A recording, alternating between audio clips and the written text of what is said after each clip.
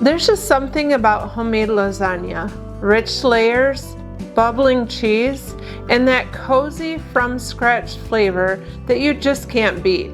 Today I'm walking you through how I make a hearty homemade lasagna that's perfect for feeding your family, saving money, and filling your home with the best kind of comfort.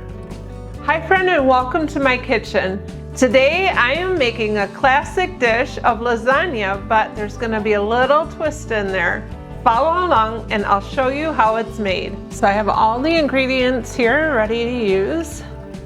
So I have my water here for my noodles. I'm gonna put some salt in here and a little bit of oil. This just helps keep the noodles from sticking together. And then I'm gonna get this to boiling before we put our noodles in. And then we're gonna get our hamburger on. I'm doing 3 pounds. You would not need this much. We like it extra meaty, and we don't use the Italian sausage like a lot of people do. I'm sure that's great, but this is just the way we've always done it.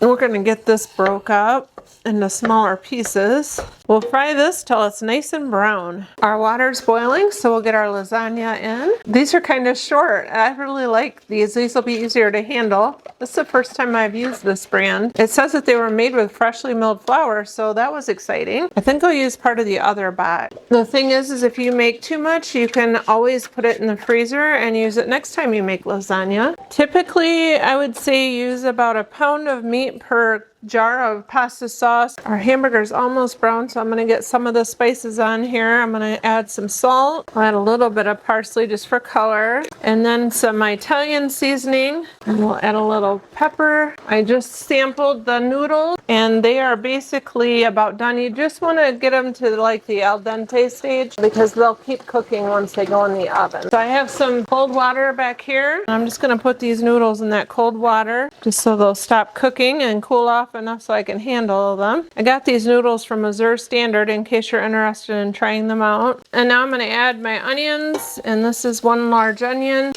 And then I have some green peppers that I had frozen from our garden last year. I'm going to put mushrooms in here. Okay, I'm going to add dehydrated garlic. Fresh garlic would definitely be better, but I'm taking some shortcuts today. And I'm also taking another shortcut by using some pre-made sauce. I always add extra spice when I use the store-bought sauce.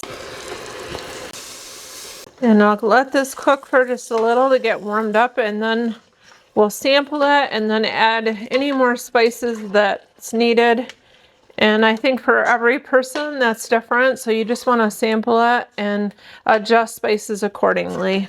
I'm going to try to post a recipe down below for this lasagna. I never use a recipe, I just kind of throw everything together. So I'll put down there what I did to make this. This isn't quite saucy enough, so I'm going to add this pint of my home canned tomato sauce. And then I'll just add extra spices to make sure that it has enough. The main spice I like in here is Italian seasoning. I think I'm going to add some red pepper flakes in here also. Just a few, just to give it a little bit of kick. I feel like that's pretty good. Okay, it's time to assemble this. And I'm going to start by oiling this dish. And I'm going to put a layer of sauce on the bottom of the pan.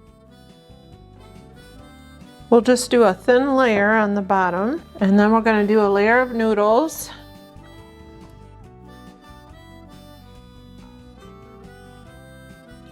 And then I'm going to do another thin layer of sauce on top of this. On this layer, I'm going to add a little bit of cheddar cheese. Most people would use like Parmesan as their secondary cheese, but I don't have any Parmesan, so I'm just going to put a little bit of this cheddar. We like a lot of cheese on our lasagna. And now we're going to add some mozzarella cheese. Make sure you get even layers of everything. Now we're going to add the pepperoni. This is something that not many people do, but we absolutely love having pepperoni on our lasagna. I use the big pepperoni. I layer it up quite heavily because this is the only layer of pepperoni that I do. All right, now that we got that layer on, we're gonna take our ricotta cheese and put it on this layer, and I'm only doing this one layer of ricotta. You can use cottage cheese or you can just completely omit this. This is a 15-ounce tub that I'm using here, and it looks like it'll be just about right. Okay, now it's time for another layer of noodles. Now we'll go back in with the sauce and start all over again. I'll probably go a little heavier on this layer with the sauce. And then we're gonna add more mozzarella cheese. And I think I'm gonna call this good. If I go another layer, it's gonna be too full. So what I'll do is I'll just assemble the leftover ingredients in a separate pan, because whenever I make lasagna, I always like to make enough to put in the freezer. It makes a wonderful freezer meal. All right, I'm gonna sprinkle the top with a little bit of Italian seasoning and a little bit of parsley just to give it a little bit of color. And then I'm gonna cover it with foil for a while. We'll cook it for about 20 minutes with the foil on, and then we'll take it off. It'll just help everything cook through, and then it'll help keep the top from getting too brown. I'm gonna get my oven turned down to 350.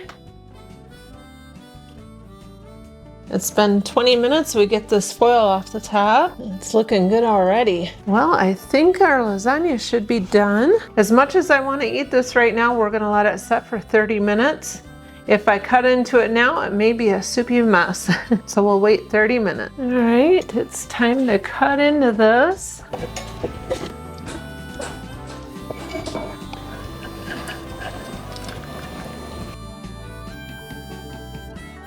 Okay, let's see what this tastes like.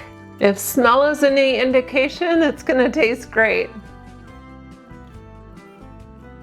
Nice and cheesy and flavorful, it never disappoints. And if you've never put pepperoni in your lasagna, give it a try. I think that you'll like it. I would love it if you'd share the things that you enjoy having in your lasagna. Maybe I'll give it a try the next time I make this.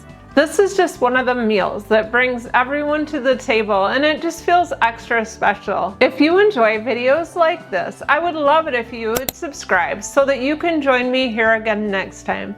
I hope that you're all having a blessed day. Bye for now.